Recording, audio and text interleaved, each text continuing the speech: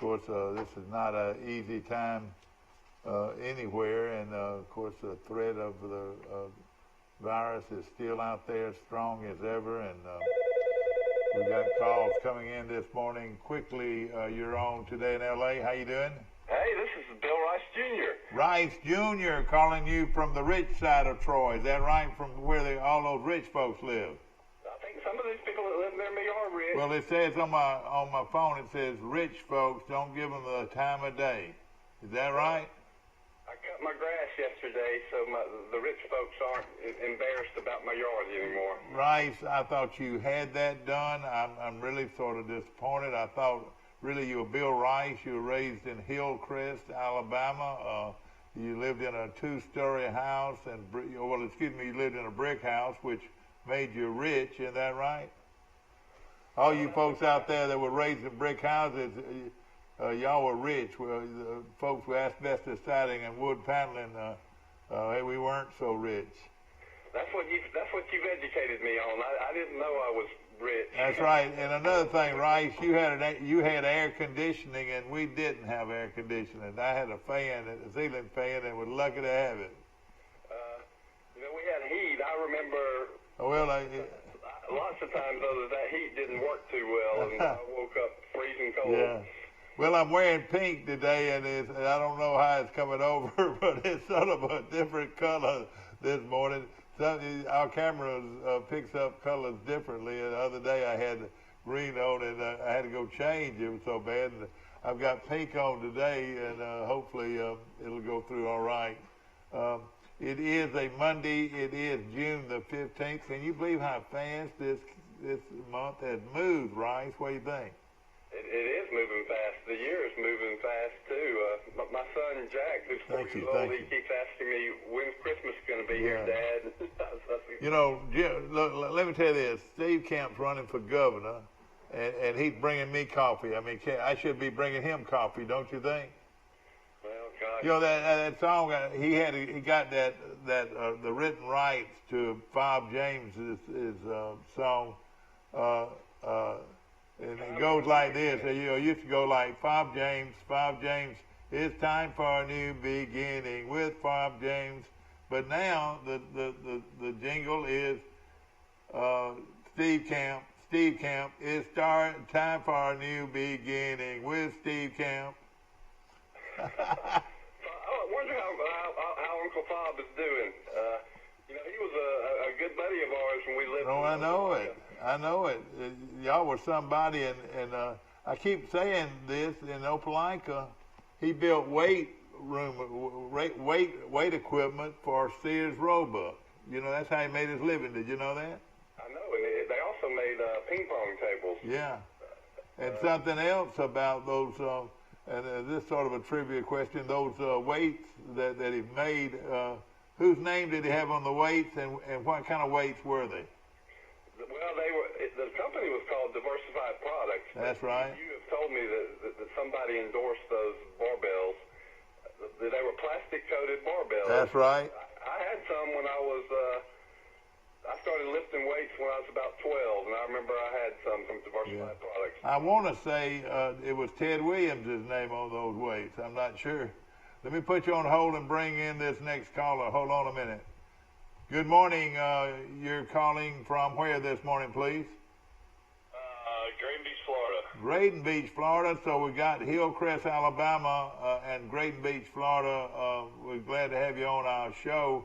We got another guy on hold. Let me pull him in here, and we'll be ready to go, my friend.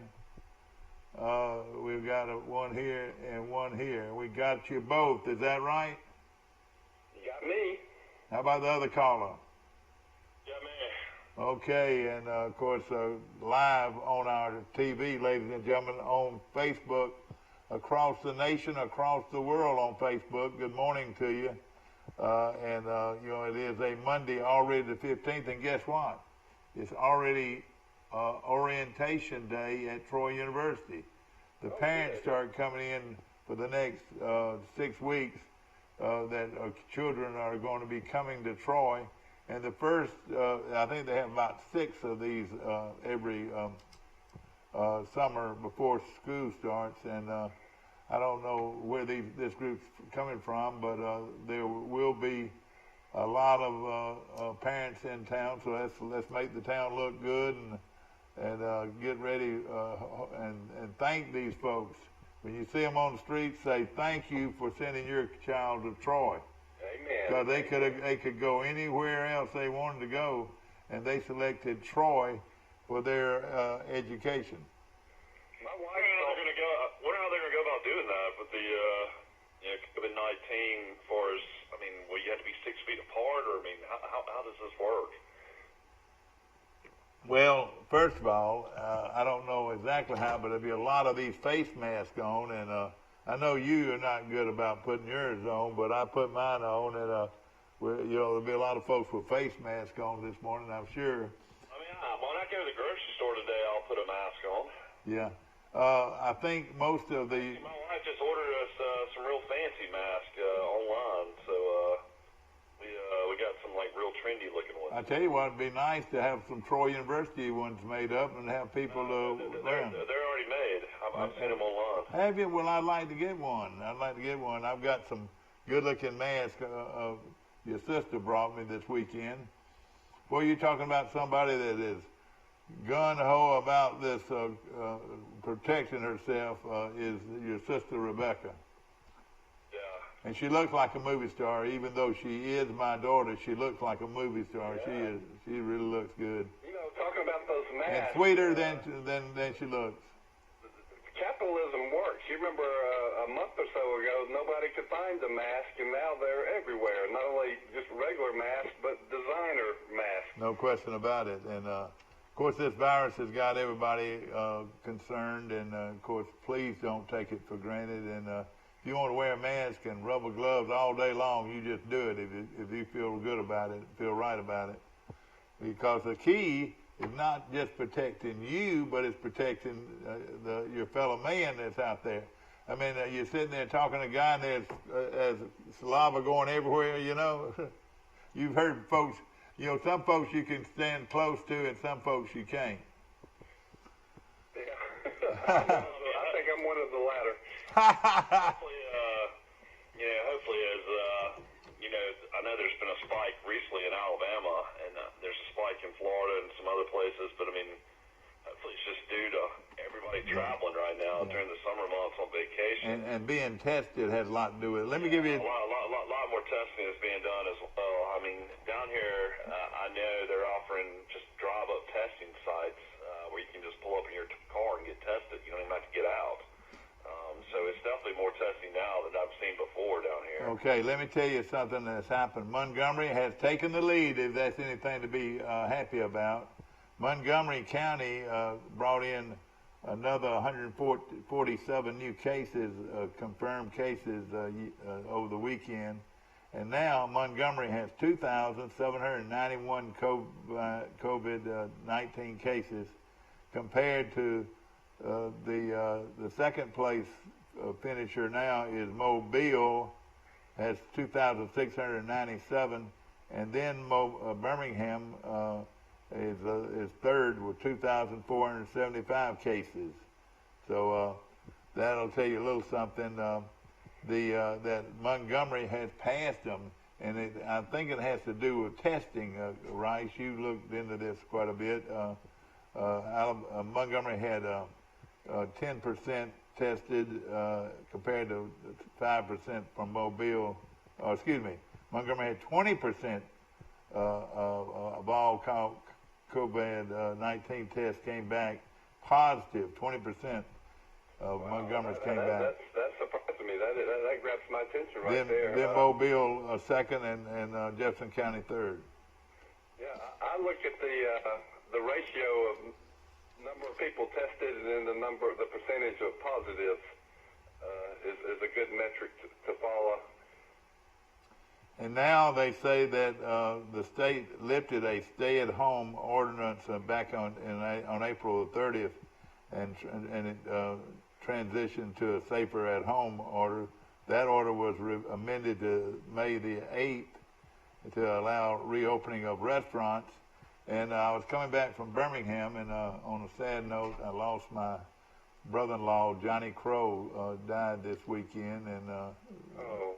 very good, not only my brother-in-law, but a good friend and a great man, and his death will be felt for a long time. And of course, that's my wife's older brother, who was 60. He's 76, and he died suddenly. Yeah, unfortunately died on his birthday. That's right, and his wife's birthday too, which was unusual. And they were very good people, and we're gonna really miss him, especially at the beach. He knew how to do so many things. Yeah, and of course my wife Carol and he were very, very close. And of course, they have an older brother Roy, who's 81, lives also in Birmingham. But again, awfully sad. And on another sad note, I don't know if you saw this, where Hank Williams Jr.'s daughter, beautiful, beautiful girl, was killed in a car wreck this weekend. Oh, no. Yeah, it makes you wonder, she was the youngest of his daughters. It makes you wonder when he lived on Crow Hill or lived in Troy, I would almost say that was that good. My little arts. I wonder if she was one of the daughters. I'm thinking it very well could be. I wonder if anybody could call in. I know Hank, when I was living in my old house, which was the first house built on Crow Hill. I got a doorbell ring one Saturday afternoon, I want to say, and I walked to the front door, and there's a big old burly-looking guy with a big old cowboy hat and jet black sunglasses and a beard. And I didn't, I said, well, I know who this is, but I don't know who this is. And he said, I'm Hank Williams. And the rest was Hank Williams. I was at the door. I went to the door and ran and got you because, I was excited because we had a big Mercedes pull up and Hank Williams Jr. rang our front door. Yeah, I know it. What was he coming by for? He wanted to look at property, and he ended up living up here for close to a year. But he also, I tell you, my daughter Rebecca, who lives in Birmingham, is a huge, huge country music fan at the time. And she couldn't get over it. We showed him the house that I live in now, and he liked it, but he said he didn't want anything that big. Can you believe that? But see, he moved at that time to Troy, and the house that he bought was bought by a good friend of mine very recently, and also Alan Young, the doctor, lived there at one time. Yeah. His family had homes in Coleman. He had property in Coleman, so he lived there some. He lived in, of course, he's got his place now outside of Troy. You're right. From Kid Rock. Kid Rock's got a place out there. What is that? I'm drawing a blank. Where's that? That's the Needmore. That's off the Needmore Road, and Kid Rock's on one side of the road, and Hank's on the other side. And I don't know how close they are. I would think they were pretty close.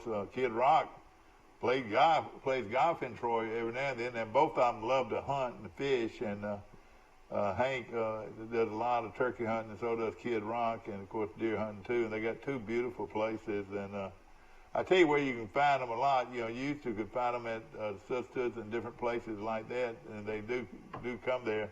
But the tin top up there, as the bird flies, the tin top's not very far, and he goes up there and he's there a lot. A lot of. Mom and Dad lived on North Hillcrest Boulevard. Dad said he saw Josephus a couple times visiting the Johnstons. Hank's real close to Larry Johnston and William Johnston. In fact, William worked for him for a long time. Yeah. And they're very good friends. And Hank, and Rice, you ought to maybe write a story on Larry Johnson one day. He's one of the most prolific fishermen in this part of the country, and of course he and Hank would go to South America and catch what they call peacock bass, beautiful greenish yellow bass, and Larry's been going down there for years, and of course it's not the safest place in the world, but he loved to fish, and Hank would go with him a lot, and William would go with him, and they've got to be real good friends, no question about it. Hank is an interesting character. He's the real McCoy. He's a real good old boy, despite his fame and wealth. He lived on a lake in Kentucky. And I want to say But the last place I knew where he lived was on a lake near in Kentucky. Isn't it interesting that he doesn't live in Nashville like all these other country music bands? Hank, tell me, why do you drink? Why do you blow smoke? I don't know if I should be able to do that, but that's the way old Hank would do it. Troy University's football team's added a game for 2023. Start of the season, they'll play Stephen F. Austin, a former Southland Conference rival. So you happy with Stephen F. Austin coming to Troy? You better be careful, too. A good program. From Nacogdoches or Natchitoches, Louisiana. One or the other. They're from Texas. I know it, but you pronounce it either Natchitoches or Nacogdoches. Which one is it? It's one of those two. I don't know. Well, it's one of those two, and then, of course, it's a beautiful city. We used to go, back when we were 1AA and play them, and, they're a solid 1AA program, but they're not a 1A program. That's you're stepping down. Yeah, you can add that to Mike Amos's list of stadiums he's been to in his life. He's the man who has been everywhere. That's right. And Natchitoches, Louisiana is a fabulous place to visit. It's not Louisiana. They're from Texas. I know. From Nacogdoches, Texas, then. You got to remember Stephen F. Austin. I know it, and I said it was either Natchitoches, Louisiana, or Nacogdoches, Texas. You're thinking about Northwestern State, the Demons. No, I know it, but also Stephen F. Austin came from one of those places. You're right, the Demons. This is your non-conference schedule for 2023. Stephen F. Austin at home, Western Kentucky at home, which will be an interesting game considering Western Kentucky has been pretty good in Conference USA. Now, this is the trip I want to make at Army, at West Point. And then, Dad, you've already made this trip, and then I've already made this trip just passing through campus and seeing the stadium, but at Kansas State. Yeah. Oh, yeah, I've been there. Gray and ugly. It's got it. Their buildings are just so what is the stone that we have so much around here? Marble stone. Yeah, limestone. Yeah, they have that gray stone, and the whole campus is made up of that gray stone. And of course, it's a big school. Iowa State, big school. Or Kansas State. Did you say Kansas State or Iowa State? Kansas State is Little Apple. Okay, all right. That's where the grandson of the Lowrys played football for 4 years. That's right. Sure did. And he was a great player. I don't know if he's going to play pro ball or not. I think he could, but his grandmother told us when she was on the show a couple months ago that he doesn't want to play pro football. He's an accounting major, and he's engaged and got him a good woman, and he wants to go into the real world right away. Mike, I've got a call coming in. It's probably Will. I got to put you on hold. And we have worked on this. Now, I did it, and I still haven't got it to work where we can put 3 on at a time instead of 2. I'll drop off if you need me to. Well, I tell you what. If you drop off, come back in about 5 minutes, if you will. Okay. All right, thank you. Thank you. Back to our show. Good morning. You're on. Hey, how you doing? Will Matthews, won't you please come home? You been down to the Yellow House? I'm going tomorrow for the week. All right, now you were one of those yuppies from Ozark, and you were, what is the rich, like in Troy, we always called the rich part of town was Hillcrest part of town. What do they call it in Ozark, that long street? What's the name of it? Broad Street, but I hadn't lived in Ozark in 20 years. I know it, but when you lived there, you lived over there with the yuppies, though, didn't you? Well, actually, it's older people mostly. I know it, but there's some beautiful old homes there. Let me bring you in here in a minute, Will. Hold on a second. We're going to bring Will Matthews in here in a moment.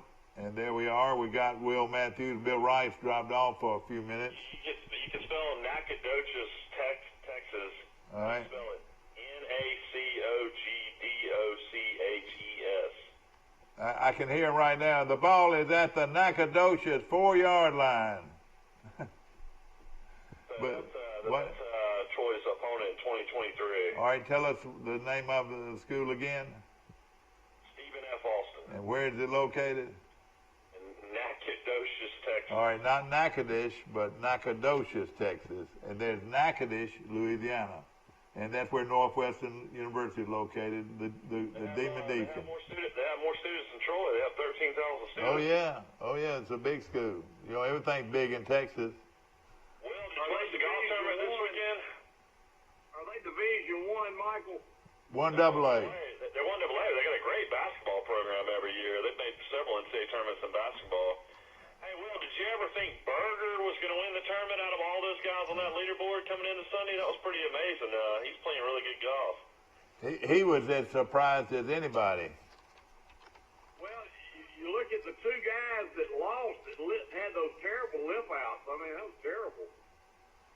Well, I tell you what, it was good to see golf back. It sure did. And I know these networks are glad to get golf back. I mean, Justin Thomas, I thought was probably going to win it because he was only one shot back. He couldn't make anything on Sunday. Yeah. No. Well, it just sometimes. And then you had, DeChambeau. I mean, this is an amazing story. Have you heard about this, Will? How he's put on like 30 pounds, and now he's averaging off the tee like 335 yards. Well, he is a horse. He was making that course look tiny out there. Yeah. Well, I tell you what, I looked at his biceps. He has gotten big and strong. He might be the horse of all horses now. Don't you think if they lined up that he could whip over what's the name of what's your favorite golfer's name now? Big and strong. Who would win a fist fight between the two of them? You talking about him and Koepka? Yeah, Koepka and DeChambeau. Who would win that fight? I don't know. Koepka looks like he'd be a little bit tougher than DeChambeau. That old boy from Spain might whip them both, though. What do you think? John Rahm? Yeah, and old Bubba came through and played well, didn't he? Yeah, Bubba came back and won a lot of money, man. He came back and finished tied for seventh. Yeah. He won $243,000. You can say what you want to about Bubba, but I tell you, I'm thinking right now he's my favorite golfer. We had the Bill Jackson tournament this weekend. I need to find out how that came out.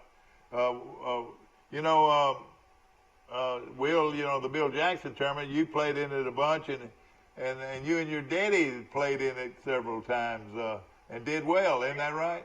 Me and my daddy won it twice. Yeah, it's considered one of the top 4-ball tournaments in the state. And Bill Jackson and them at Chevrolet now, Chevrolet Ford, have been sponsoring it and do a great job. I told this story. Hey, Mike, I've told this story before on your show. But I like to hear it because this tournament was held this past weekend. My dad and I were playing, and we started on number 4. And back then, number 1 and 2 were par 5s. And anyway, we came around 18, and we were like 2 under par. And my dad said, "Son, we don't need to birdie 1 and 2 because that'll put us in the bottom of the A division. We won't have a chance tomorrow." I said, "Well, let me tell you something. When I play, I'm going to play as hard as I can play. I don't play sandbagging." On number one, I chipped it in for an eagle. Number 2 was a real short par 5, and I threw it in there about 3 feet for another eagle. And then on the par 3, I ran in probably a 25, 30-foot. Was it a downhill putt? You remember the slope on that green? And then we end up in like 3rd place in the tournament. We end up winning the tournament the next day. Oh boy. Well, he wanted to lay back. I know that was a special moment with you and your dad. How old were you at the time? Were you at Vanderbilt, or had you already graduated in law school, or what? I was probably in my upper 20s. I was in Ozark. Yeah, And of course, but your dad was one of these guys that loved the game. He loved a good game. He was a guy that could score, couldn't he? He was a scratch golfer until he got into his. I'd say back then he was good. I mean, until he hit maybe 45 or 50. Did he beat you up until what age? Did he beat you more than you beat him? I probably now when I turned 16, 17 years old, I'd beat him pretty regularly. But it was one of the fun times of your life, though, to play with your dad, and your dad was a very well-known attorney down there, and y'all had, golf was good for you and your family. Is that right? Yep. Now you played at the old country club, and how that 9-hole course just disappeared, I don't know. But I caddied for Jimmy Shirley there one time, and Jimmy almost won the thing. Well, Mike, what happened? The Ozark Country Club moved and out where it is now, and built a new golf course, and they just closed the other one. Yeah, but you played that course real well, didn't you? I shot in fact, I shot 59 on it twice. Oh gosh. So it was really short, though. I mean, yeah, Warren Hanchy, I want to say, won that tournament one time. I think I want to say. He won it twice. Yeah, he won it twice. Isn't it amazing how some golf courses, like my good friend Colin McCreary, who was a 2-time All-American here, came from Georgia, same place, Chan-Gailey, and it's been a super golf. But he always played the course out south of Montgomery. What was it? No, it was Hills, but what? Rolling Hills. Rolling Hills. Let me tell you, he could play that Rolling Hills course as good as anybody. But is that true to most golfers? They play some golf courses better than others, or some courses suit them better. Oh yeah. You know, well, I never asked you. Did your boys or your girls ever get into golf? But your dad, their dad played at Vanderbilt. Somebody they would have got into golf. They never played golf. No, they played football. Yeah. And of course, ladies and gentlemen, before Will became a golfer, he was you were probably about 6 foot or 6'1" when you were pitching Little League baseball. But you were a big time pitcher at one time until a line drive put you out of commission and you never pitched again. Is that right? Mike, I was lucky not to get killed that day. I mean, it was bad. It was a line drive that hit you right in the face, or what? Right between the eyes, yep. Now, was that in Babe Ruth or was that in Little League? Travel ball. Travel ball, okay. And of course, now you later on played first base. You didn't quit baseball, did you? I had to quit after that. I couldn't play. Okay, I got you. Well, of course, we don't have the results of the Bill Jackson tournament, but a lot of folks come in here and play, and it's always a lot of fun. And Colin, as I mentioned, used to play that Colonial Acres, or was it what was the name of the course now again? Not Colonial Acres, but Rolling Hills. Do you remember the old Colonial Acres course in Montgomery? Mike, we called it Concrete Acres. Yeah, but a lot of people played it because it was anybody could just walk up and pay dues or pay green fee. It didn't have a watering system, and during the summer the thing would be hard as a rock. I was watching golf over the weekend, and I think golf's a sport where you really don't have to have fans. I mean, I didn't miss fans. No, I didn't either. I thought it was peaceful, and you got Jim Nance, and Valdo, doing the commentating. Yeah. I mean, it sounded great to me. I agree with you. I think these guys aren't going to miss a beat. You're exactly right. Hey, Michael, the fans actually slow down the game. Yeah, you're right. As far as the way the setup is, I imagine they can get around a lot quicker. Let me ask you something, Will. Everybody's hitting the ball so far, and I know a lot of it is the new drivers and all this aluminum drivers and everything. If you went back and played with the old wood driver, could you be competitive at all playing at your old clubs, the old Persimmon drivers? It wouldn't affect me any, but the average golfer, it would hurt them. When you were playing your best golf and you were playing with Persimmon woods, and did you play that old Turney wood, or did you play with the other driver? What was it? I had McGregor Automatics, is what they were called. Was that the blonde-headed wood? Is that the blonde-headed wood? It was Persimmon. It was kind of a orange-looking club. Okay, yeah.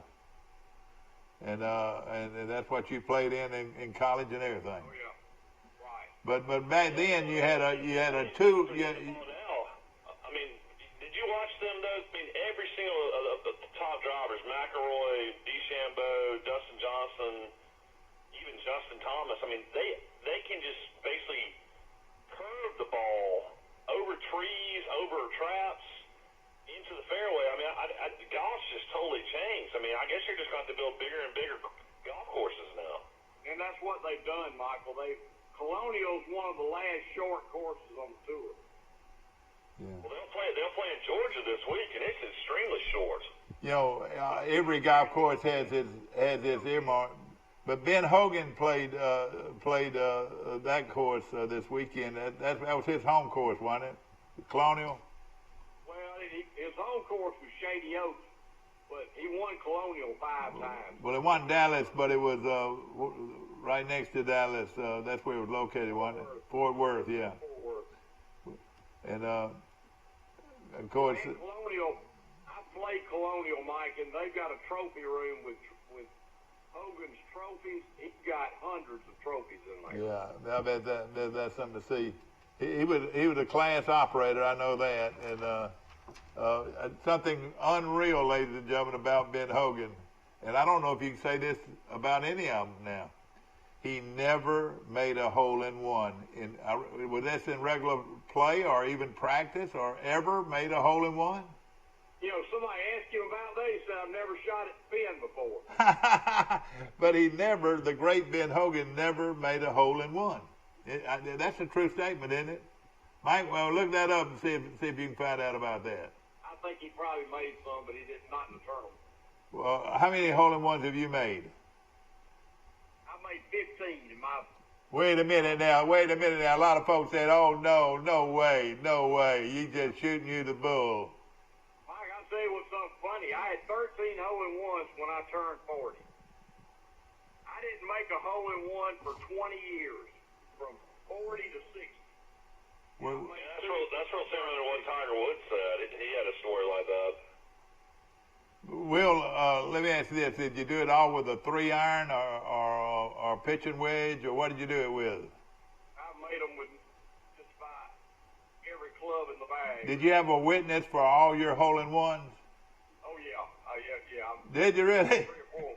Oh, yeah. Now, wait a minute. Old Will came in, y'all, and he said nobody was around, but he made another hole-in-one. Is that right? Is that what you're telling me? It doesn't count. If you're playing by yourself, it doesn't count. Is that right? What did those are? Now, Troy Country Club. This is right here. Jack Nicklaus, the greatest golfer of all time, has had 20 hole-in-ones, so he hasn't had one in 9 years. His ultimate report that Ben Hogan never had a hole-in-one, but according to Michelle Davis, Director of Golf Operations for National Hole-in-One Association, Hogan had actually 2 hole-in-ones. Well, good. Well, find out who had the most. That's a lot, Jack Nicklaus. Was that was that just playing or practicing, or was that during the tournament? I don't know. It's not telling when it was. I'll have to find that out. How many? Let's see. How many did Arnold Palmer have? I doubt if he had many. Hey, Mike, my dad made a hole-in-one on a par 4. You're talking about unusual. Yeah. That's very unusual. Well, that's what my next question was going to be. Back in the days of the Persimmon Wood, you had a driver, you had a 4-wood, you had a 3-wood, and you had a 2-wood. What did you do with those clubs? Well, you can't carry but 14 clubs. I know it, but did you carry a 2-wood, or did you ever know anybody that carried a 2-wood? Mike, in college, I had a 2-wood in college. When I used it for a tight par 4, a real narrow par 4, and I put it on the ground and hit it like a 3-wood. Yeah. And keep it in play. Will, you know, everybody always talks about hitting down on the ball. Did you hit down or did you just scoop it? The only way to hit a golf shot is hit the ball and then the ground, hit down on it. The ball and hit through it. Now, when I said that, people say, "Well, what is he talking about?" Well, some people still scoop it. Now, there were some good golfers out there that didn't hit down on it; they scooped it. How in the world did they compete? Well, I've never seen one that didn't. All right, okay, that didn't just scoop it. You played with some amateurs that just scooped it, didn't you? Well, I I've never played with anybody any good that did. Well, and what you're doing, you're trying to get spin on the ball. Is that right? That's right. Exactly right. Can you actually make a guy? One of the most impressive things to me is to see somebody with a pitching wedge or 9-iron, whatever, hit it in the green and it draws back. Have you ever seen anybody that could really do that? Well, I mean, you won't see anybody do it anymore because the golf balls won't do it. What, they're made differently or what? Yeah, the golf balls they're solid core golf balls now. Yeah. They don't make those lot of balls anymore. All right, a lot of my friends that are good golfers, every time they go out to play golf, they go to the clubhouse and buy a sleeve of new balls. Are you like that? Do you buy a sleeve of new balls before you go out and play a match? Well, we got where I play. You can order golf balls, and I get 4 dozen. You pay for 3. You get a dozen free. Yeah, but some people are like that though. They won't play unless they get a new sleeve of balls. Is that right? Mike, there was a man named Bob Lisenby. He's been dead for many years. I bet he was related to Si. Wasn't he? Wasn't related to Si? He's Si's uncle. All right, yeah. And Bob Lisenby was one of the top golfers in Ozark. And I used to play with Mr. Bob. They'd choose up teams. And I was a kid. I mean, I was like 16 years old, 15, 16 years old. Well, we had a water hole at Ozark. And you had to hit a pretty good drive to get across the lake. And I would pull out an old ball, to hit my drive on the. And he would ask me, why do you hit an old ball, this hole? I said, well, I don't want to lose a new ball in that. Well, one day we got through, and he went in the pro shop and bought a dozen brand new Titleists and handed them to him. I said, we're going to go hit on that hole. And for every ball you clear the lake, you can keep of that dozen. Guess how many I hit over the lake? 12. 12 for 12. And I've never played an old ball since. Because the ball, it's something about is it called percussion or what is it called? Well, it's in your mind. If you're doubting you're going to hit it over, you're not going to hit it over. Yeah. He's got the most hole-in-ones in actual PGA Tour tournaments. It doesn't count practice rounds and stuff like that. There's a guy named Robert Allaby has 10. Robert Allaby. A guy named Hal Sutton, who won the Players' Know him well, yeah. He had 10. And this guy we know very well from Birmingham, Alabama, Hubert Green, had 8 in competition. Boy, that's great information. I love that. And then Gil Morgan, Dr. Gil Morgan. Yeah, Dr. Gil Morgan. Will Matthews, Francis. How many did Dr. Gil Morgan have? He had 8 in competition. Yeah. Will Matthews, Francis Scott Hoke had 7 in competition. Yeah. Corey Pavin had 7 in competition. Bob Tway had 7 in competition. And he's a big guy. Bob Tway's about 6'5". Then Lanny Watkins had 7 in competition, and a guy named Willie Wood had 7 in competition. Isn't that amazing? That's good information, Mike. And again, Robert Allaby, is he an Australian golfer or is he American? Australian golfer. All right. You're talking about Nicholas and Palmer. Jack Nicklaus had over 20 hole-in-ones in practice rounds, PGA Tour, just basically. Yeah, just in his life, yeah. Career, yeah. Then Arnold Palmer had 19, Gary Player had 19, and Tiger Woods has had 18. Isn't that amazing? Isn't that amazing? They had more than everybody else. Now, Phil Mickelson, they're not saying how many he's had in his career, but in PGA tournaments, he's had 5. Okay. His favorite golfer of all time, the ponytail, Miguel.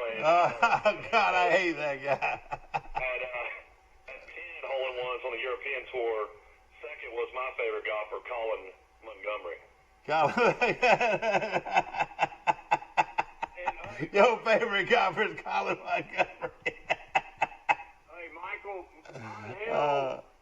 Miguel, or whatever. Yeah, that's right. He made a hole-in-one in the Ryder Cup at Oak Hill in Rochester, New York one year. Will, I've never really asked you who your favorite golfer was. favorite golfer? Yeah. Alive or dead? Either one. Well, Arnold Palmer was my favorite golfer. Yeah. Without question. Was he your dad's favorite too? Yeah, and I'll tell you why. I met Arnold Palmer. I was 17 years old over at Augusta. I saw him probably 6 more times in my life while he was alive. He knew my name. He knew where I was from. No way, Will. Arnold Palmer didn't walk into that golf shop and said, "How you doing, Will? How's everything going?" He had a photographic memory. He had a phenomenal mind. I mean, and Mike, for years, my daddy had the auction for Vivian B. Adams School. They raised over $1 million for Adams School. I knew you. Palmer would send us something every year, like an autograph hat or Isn't that amazing? something like that, or pictures or whatever. I've got a hat in my house with his autograph that I bought at the auction. Will, there have been a lot of good amateur golfers coming around now. You know, maybe I'm wrong, but it's not a lot of them from Ozark. I know there's some, but why is that, Will? I don't know. They just didn't play in tournaments, did they? Maybe because it's just a 9-hole course to grow up on. You know. Well, you know, one of the best amateurs in this area came out of Louisville. He was a postman. Do you know who I'm talking about? Wink Hagler, probably. Wink Hagler. Boy, wasn't Wink Hagler a good golfer?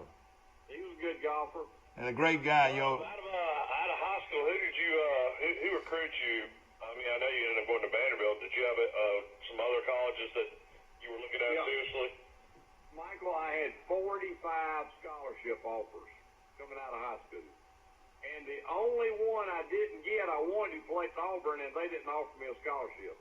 And the guy that was the coach at Auburn, was that the guy that was from Troy? I don't know where Dragazon, or whatever his name was. Sonny Dragoin. Wasn't your dad a big Tennessee guy? You didn't want to try to go to Knoxville? Michael, I went to Tennessee on a visit, and their golf course was 40 miles outside of Knoxville. Yeah. Oh, wow. And I did not understand that, but none of the Knoxville clubs would let them play there. All right, let me have a break. I'm going to give you a list of amateur golfers that were good. One of them was Will Matthews. One of them was Colin McCrary. One of them was Bill, our accountant, Bill Brunson. With him Thursday. Bill Hamrick was a good amateur golfer. Our buddy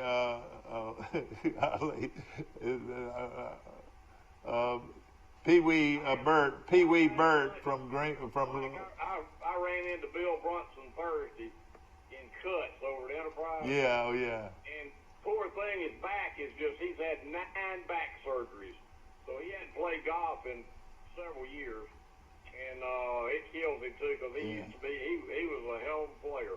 Well, all those British guys were good. Well, all of them were good. Ronnie Mobley, of course. You would probably say now, Will, and this is coming from a real good golfer, ladies and gentlemen, a knowledgeable golfer.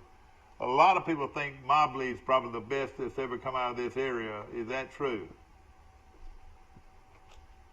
I'd have to think about it. Ronnie Mobley. Of course, he's still a great guy and works for Troy Bank and Trust and plays a lot of golf.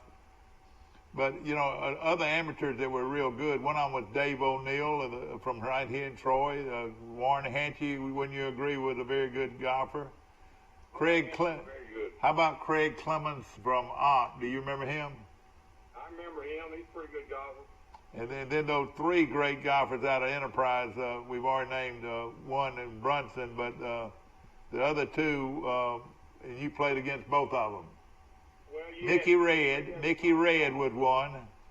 They're older than I am.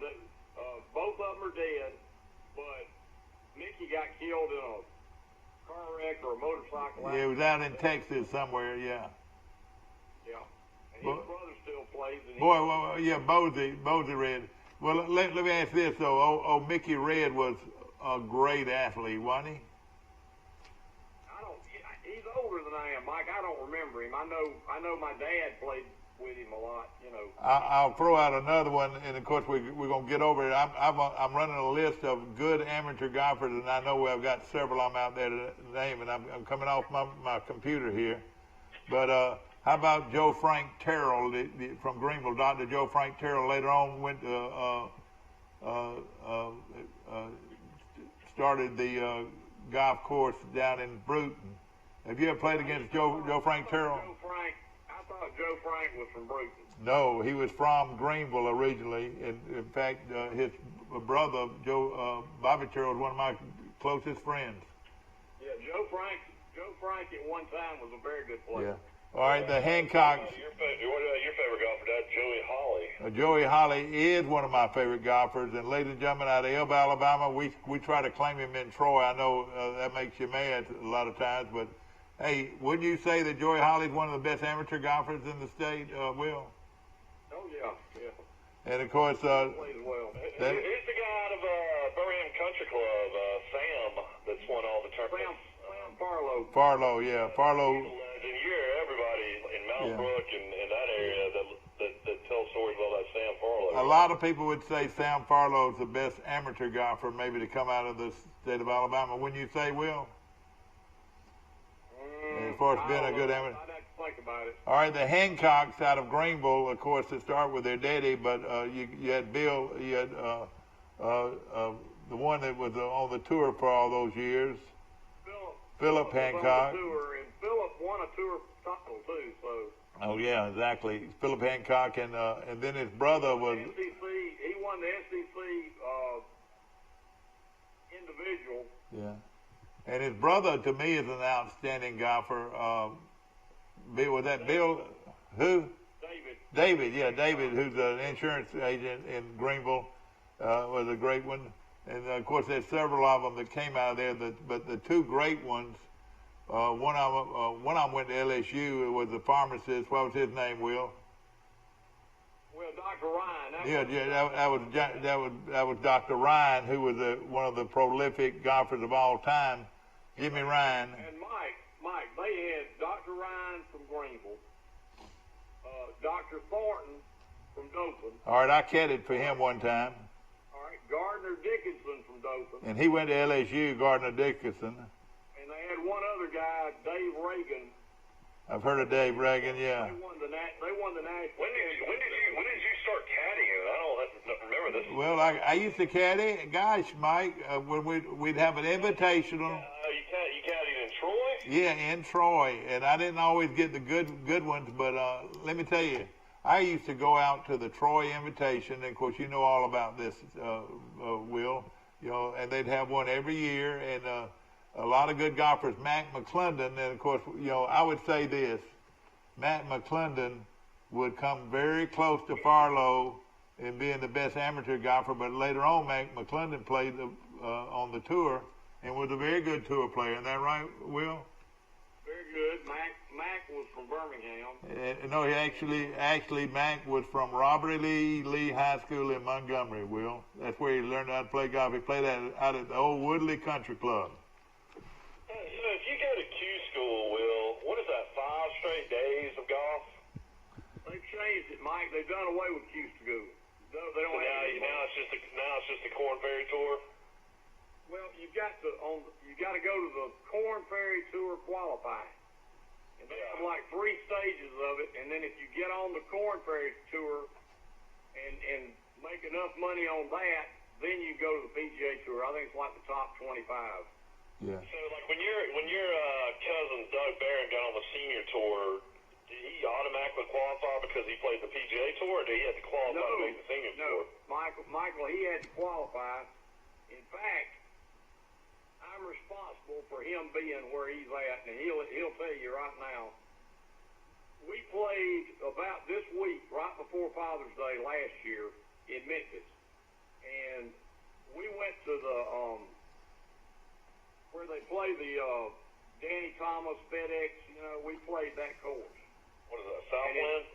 It's Southwind. It's a TPC Southwind. That's right. He played from the back, as far back as you can go on every tee. He had 9 birdies and 9 pars. Oh boy. Anyway, so I and he said, well, I'm going on the senior tour in August. That's the first tournament that I can qualify for. I'm going to have to go up there and qualify for it. I said, well, why don't you go to the Senior British Open? You can qualify for that. He didn't even know about it. He goes over to England and comes in fifth and wins 85,000 pounds, which is like $130,000. Then he comes, and you know, so anyway, I called him. I said, well, I guess you're exempt for the next tournament, which will be in New York. He said, I got to qualify. I said, really? Yeah. So he goes to New York. He qualifies. They only take 2 spots out of about 80 people trying to play. He makes the tournament and wins the tournament. His first tournament, he beat Fred Couples. Oh, gosh. So now, and before the virus, he was number 5 on the money list. Yeah, that's right. I saw that yesterday. Yeah. But, hey, the guy he's a great player, phenomenal. Will, he's going to make millions and millions of dollars late in his life. Can't beat it. Yeah. Of course, we're talking about all these great amateur golfers. I was looking yesterday. I mean, the PGA Tour money. You look on the PGA Tour. Justin Thomas finishes 10th. He wins $181,000. The winner on a senior tour event still makes about $400,000 to $350,000. I mean, that's a lot of money. Will, did you ever play against Richard Anthony from Andalusia? Did you ever play against him? The only time I played in the U.S. Amateur, Mike. No. I'm talking about Richard Anthony. I know. I was a senior at Vandy. They had the qualifier for the U.S. Amateur at Shoal Creek and Birmingham Country Club. And I was paired, I don't know, I can't remember who I played. But anyway, there was a sudden death playoff, 3 places. One of the guys was from Selma, wasn't he? Well, this was a U.S. Amateur. And okay, I got you. Chipped in for a birdie. And made the U.S. Amateur, and Richard lost to whoever they kept on going 2 or 3 holes, but he probably played in the National Amateur several times. That's the only time I ever played in the U.S. Amateur, the only time I ever qualified, and it was in Rock Float, Philadelphia. Yeah. Jack Archer was another one, a very good amateur. You know a lot about Jack Archer from right here in Troy. He was a basketball coach, John Archer's son. And, of course, but at one time he was one of the top amateurs in the state, wouldn't you say? Yeah, he was a great talent. Bless his heart, he passed away. No, he's not dead yet. He's still living. He's in a nursing home. I thought he passed away. No, I don't think. I think he's still living, but we'll check on that. Check on that because I heard he passed away, But I know he won the state amateur one time. He was cut short to 54 holes, and he won that at Birmingham Country Club. Yeah. I'll tell you one thing he did though. I was playing at Brundage in a 4-ball, and I was in a playoff with Smiley Burdette and him. You talking about it? And Jack, we'd finished, and Jack thought they'd won it. So he went in the pro shop and had him 2 or 3 beers. So anyway, we had a sudden death playoff, and he got up on the first tee, and he cooked it out of bounds across the road on the first hole. He just walked on in and left Smiley by himself to play. And we're talking about Barney Burnett, who was on my list here. And Barney, it took us 3 holes before we finally beat him. Yeah.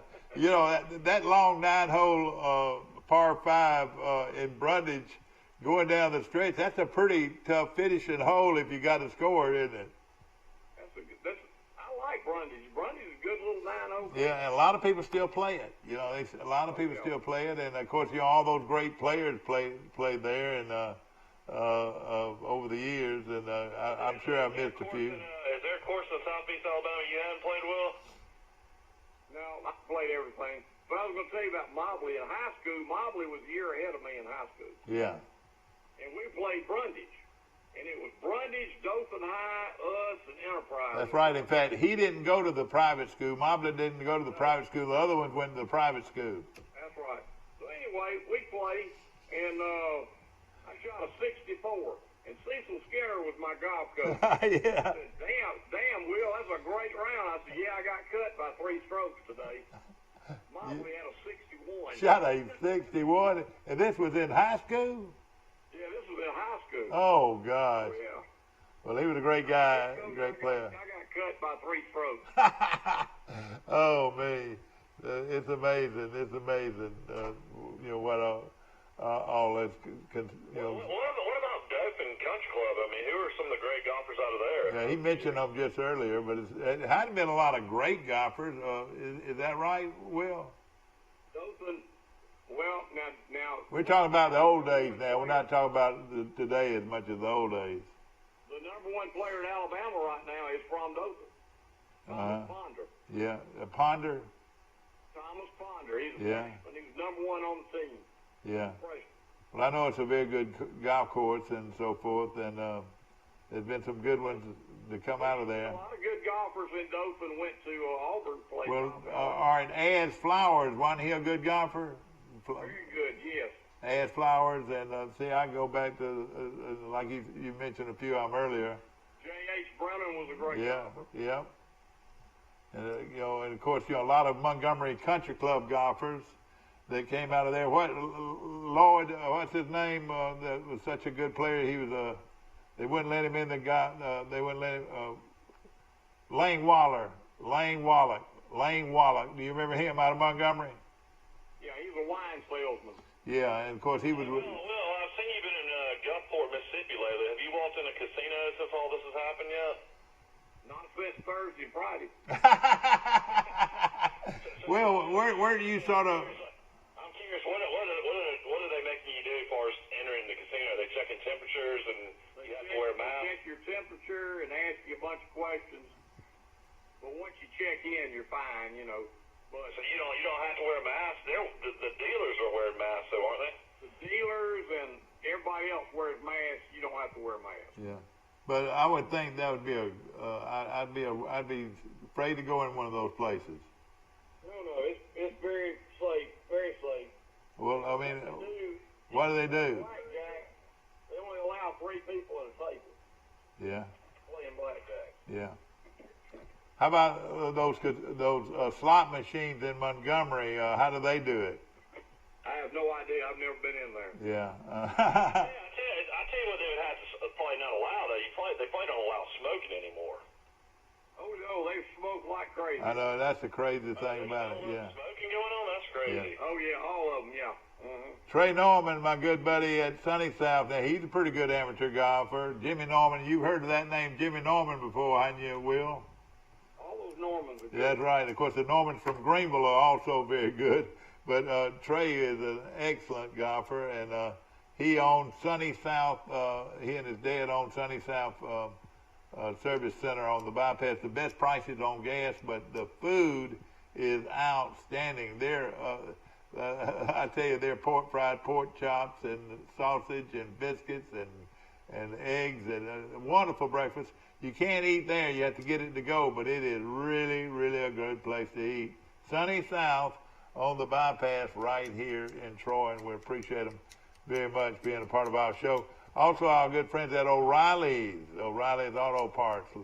And other day I needed a part, and guy told me, he said, well, you're going to have to go to Dothan or Montgomery to get this part. Well, there was one last place to check, and that was O'Reilly's, and they had the part. Didn't have to go out of town, and I appreciate it. Will Matthews is our guest today, calling in from Dothan. Are you still doing a lot from your house, or are you going into the office now? I'm sitting in front of my office right now, fixing to walk in. All right, now I'm not going to get deep into this, but things don't look real good for the Republicans right now. They're getting attacked from all sides. What's the deal? Well, just wait till November.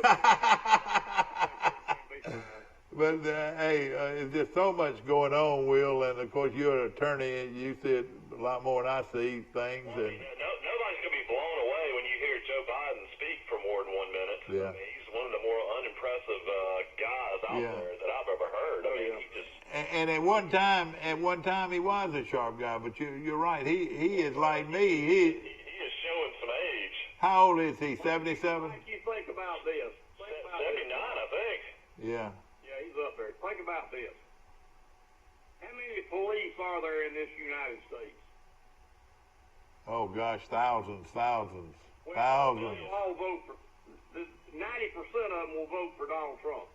How many military people are in this country? Oh gosh, bunches and bunches and bunches. But a lot of those folks are down on him, though, are they? Well, they're not either. 90% will vote for Trump. How many people carry a gun in this country? A bunch. A bunch.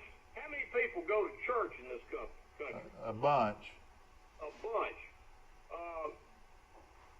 Let me think of another big group. Well, I don't want to get into the. Well, you know, the NCAA has already passed the day of the election. There'll be no workouts, no football games, no practices, no NCAA events whatsoever. So they're really trying to get the young people out to vote.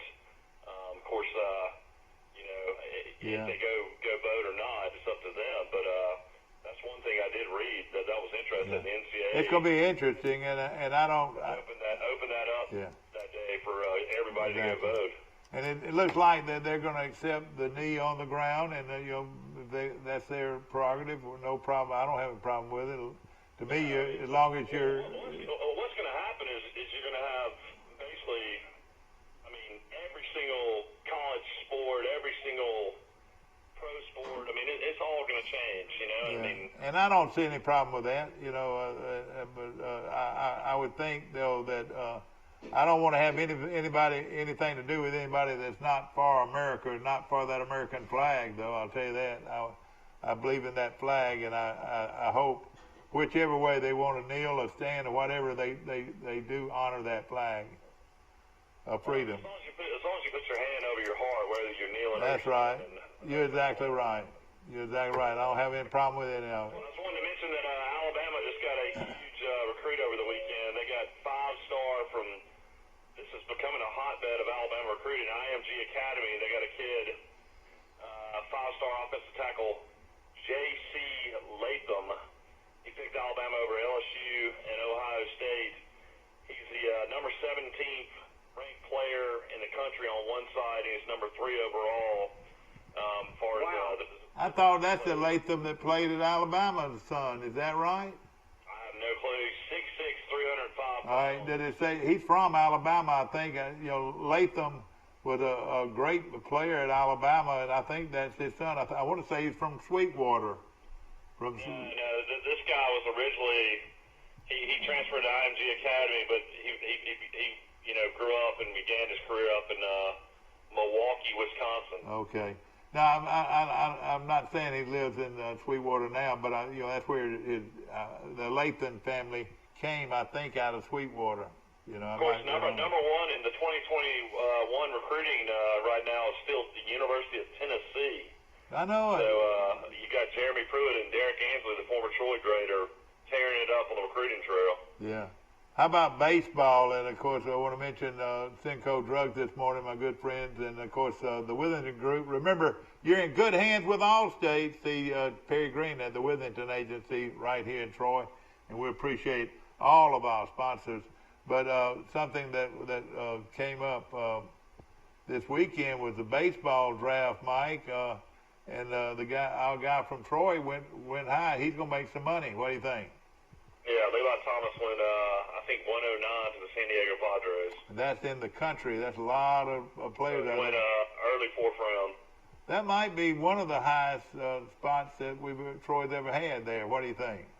No, we talked about it on the show the other day. The highest was 48, Mike Felix. Yeah, Mike Felix. And then the great home run hitter came in there, Soto, didn't he? Yeah, but he was after Felix. Yeah.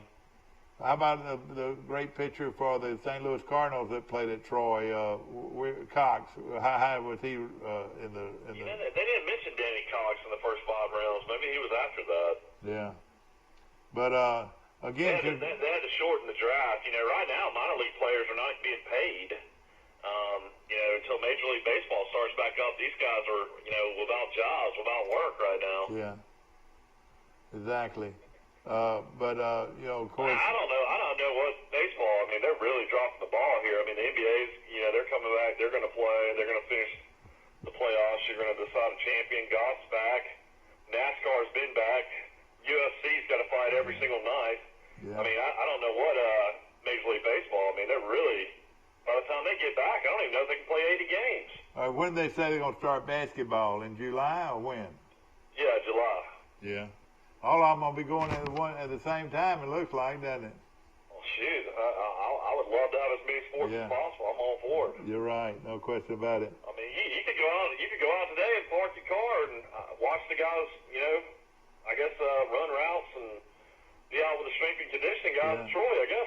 No question about it. And of course, they've got to get ready one way or the other. It is interesting though that they're doing a lot of scheduling, and I think that's how you strengthen your program. And I want Troy to schedule one team in the SEC because I've never been to the stadium. I want to go to College Station and watch them play Texas A&M. Yeah, that would be good, wouldn't it? Be good. But I think A&M's going to get better and better. I think they're going to be tough. And well, I mean, do you want to keep Kellen Munn? I guess Jimbo's just going to go down in flames with him. I guess he's going. I think this is finally his senior year. But Munn is good for about 8 or 9 wins a year. He's not the amazing quarterback, they kind of made him out to be. Yeah.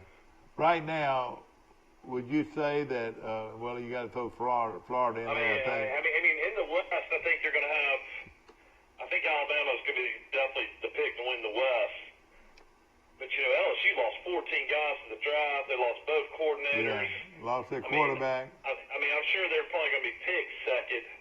But I would say Auburn or A&M would be one of my picks for second. Yeah. And Alabama, LSU, Georgia, Auburn, Florida would be considered the elite group. I think Florida's going to be better than Georgia. I think Florida's going to be good too. They're well coached. Another thing.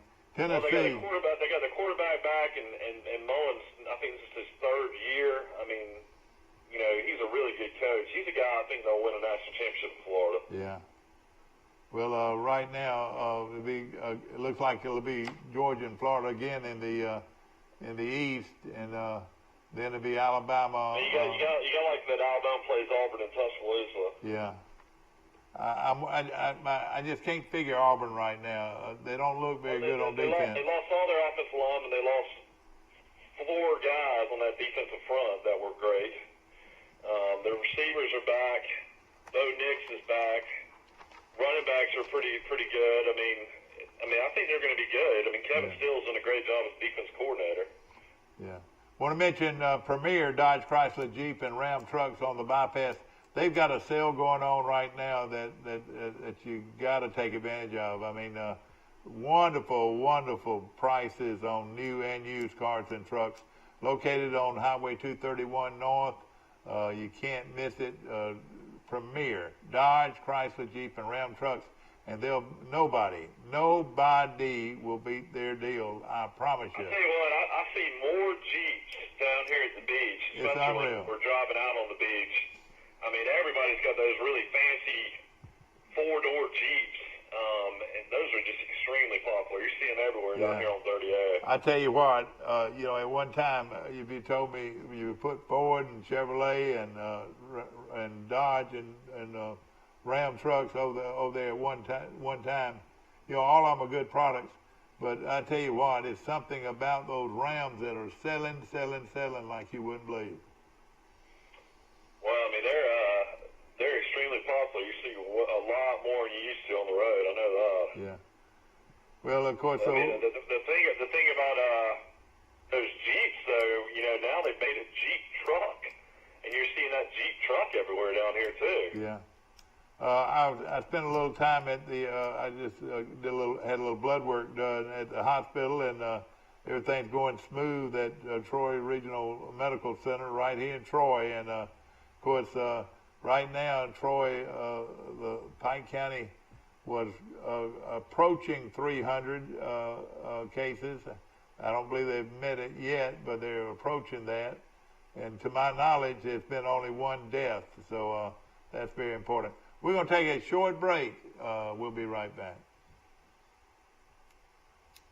We've been doing business the right way for 31 years, and now we've approached a year at the all-new Bill Jackson Ford. But don't take our word for it. We feel our customers express it the best. I would recommend Bill Jackson to friends and family. Environment was just friendly. It's a short drive from anywhere. Troy Cable Security Wi-Fi doorbell camera allows you to answer the door from your smartphone when you are at home, at work, or on the go. When a visitor presses the button, Troy Cable Security sends a live video feed to your smartphone so you can see, hear, and speak to the person at your door. With the doorbell camera, you can have your porch light turn on automatically when it detects motion at night to create the appearance that someone is at home. You can view video clips so you can always know who stopped by when you are out. Troy Cable Security. You love them, protect them. A personal touch, a high level of trust. Whether it's checking and savings accounts, personal or business loans, or our local friendly service. That's what Troy Bank and Trust customers expect. But now we offer more.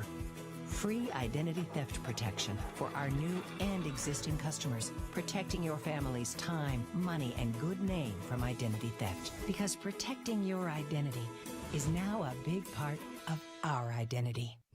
At the Piggly Wiggly, we proudly support our local farmers and bring you the best they have to offer, all at cost plus 10%. When you shop local, you reinvest in your community. Remember, buy local, shop local. Piggly Wiggly, local since forever. I couldn't believe it. I watched it. Ladies and gentlemen, if you want to communicate, Facebook is the way to do it. I put some on Facebook last night, and within, Mike, I could not believe it, within about 5 minutes, over 50 responses. It was unbelievable. I've never seen, what I'm saying, Facebook, you can get the word out in a hurry with Facebook. And, I hear people say they're not on Facebook. I see you go on Facebook sometimes, and you tell so-and-so to call you. I know, I probably should do that. But I will tell you this, and ladies and gentlemen, we were in the hospital with my brother-in-law who had passed away in Birmingham. And one of the nurses there was just so sweet to us and just did so many things for us. Then I found out that she was from Troy, and Mike, she was a Vance from Troy, and her daddy was, you dial 33333. You said Stuart Vance? Stuart Vance is her father. Bebe and Hendricks is her grandmother.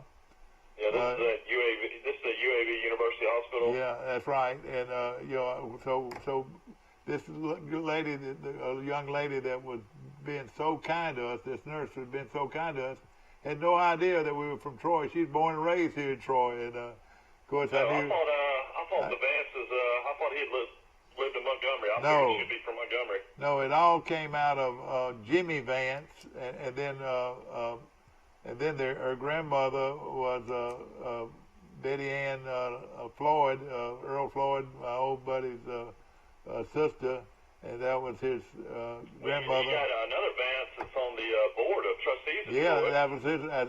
That's her uncle, Gibson Vance. But it's just amazing.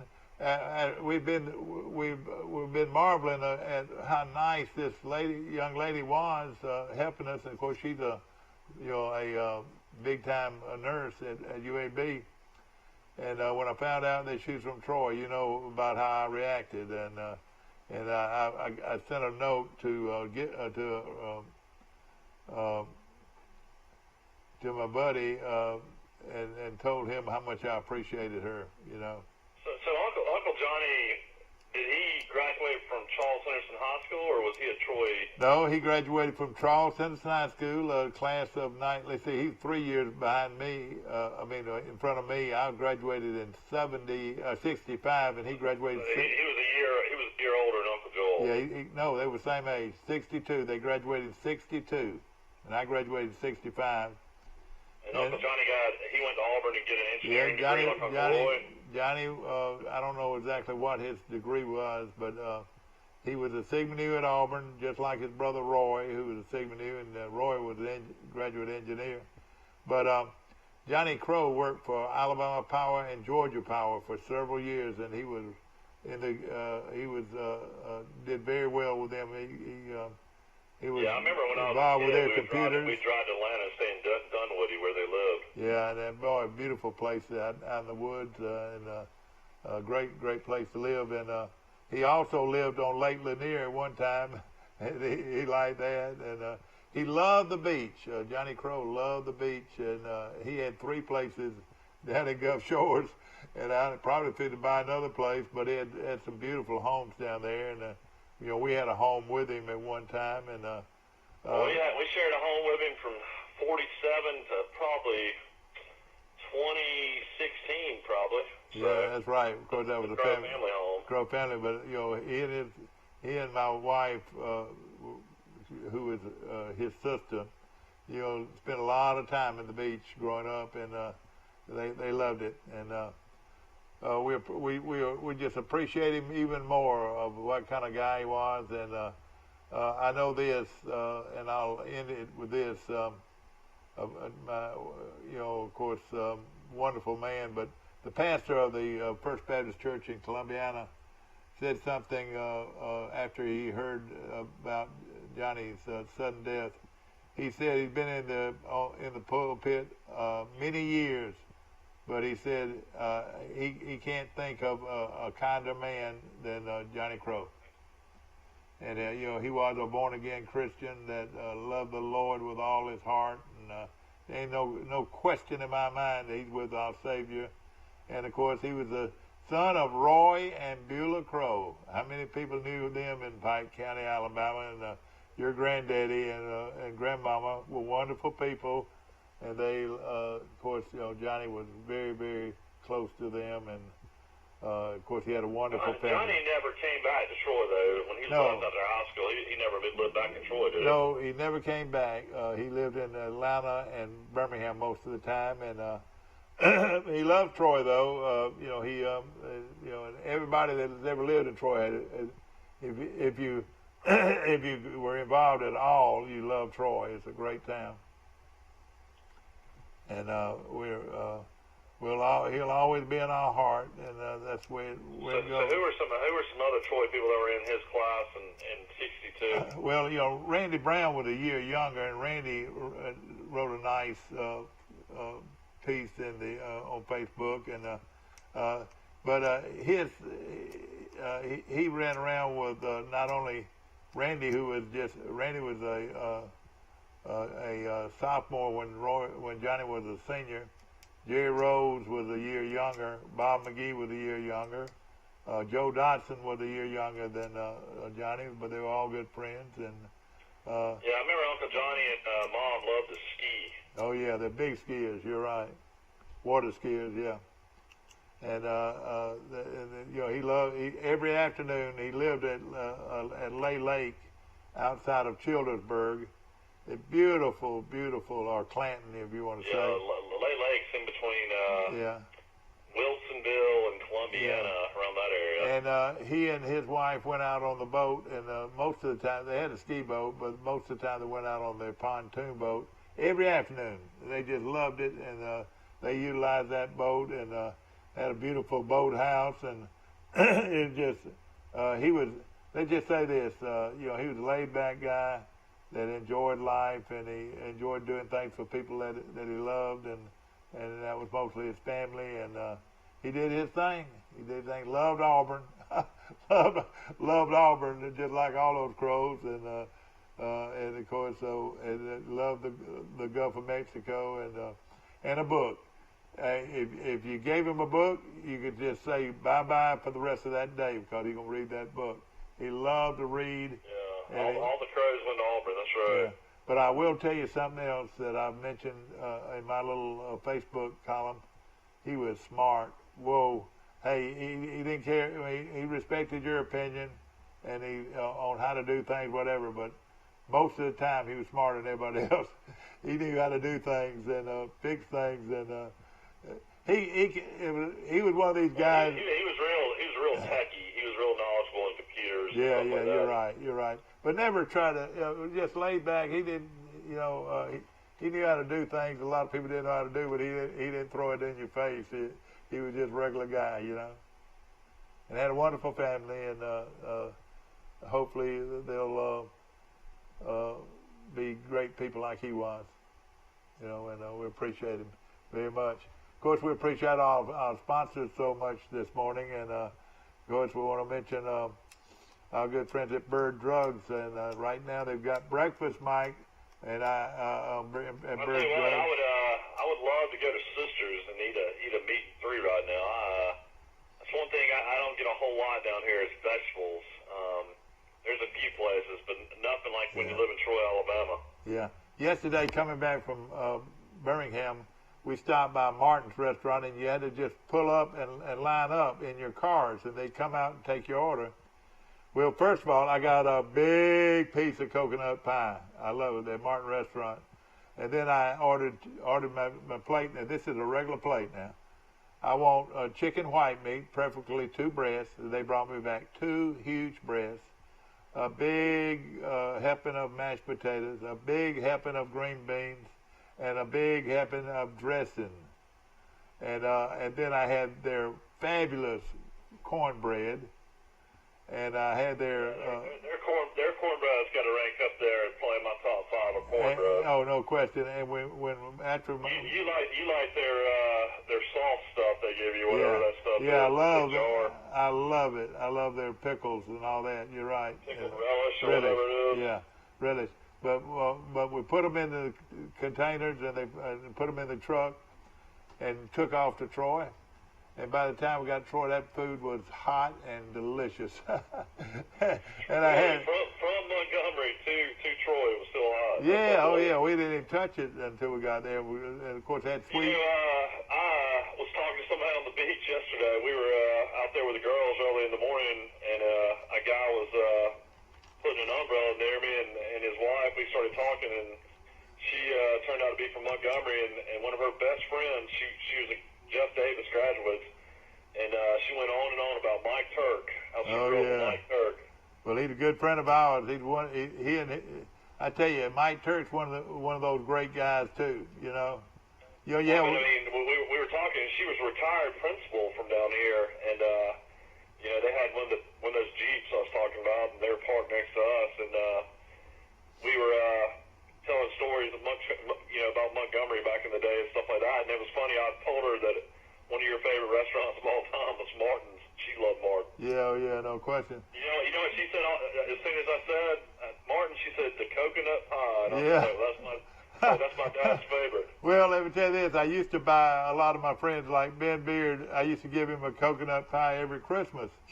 Until, hey, those coconut pies cost close to $20 now, and I used to buy 5 to 8 and gave away at Christmas. And boy, they appreciate their coconut pie now, but it is delicious. I tell you what, for the money out there, I mean, my wife thought I was crazy when I would bring them home every once in a while. I try to eat a little better now, but for the money, for $8.99, the key lime pie from Publix has got to be one of the best deals out there. That's a really good key lime pie. Well, I paid something like $16 at Buddy's the other day for one. Yeah, I know. Buddy's Seafood Market is like $15, and then we love the Red Bar.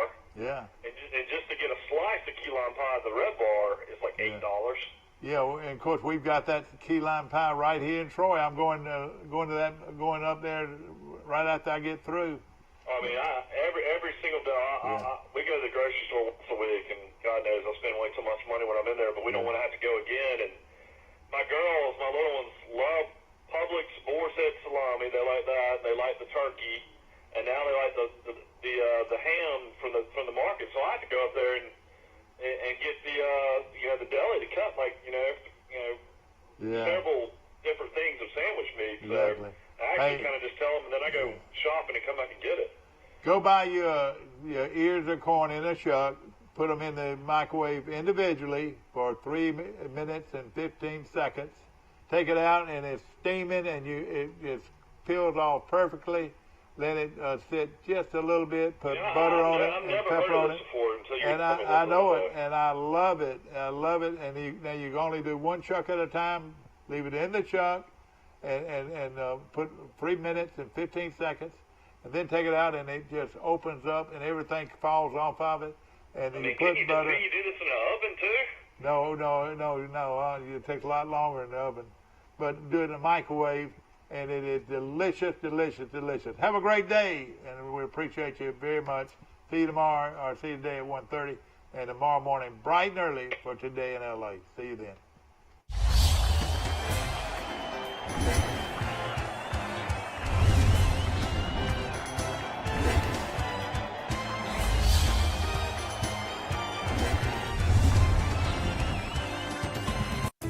A personal touch,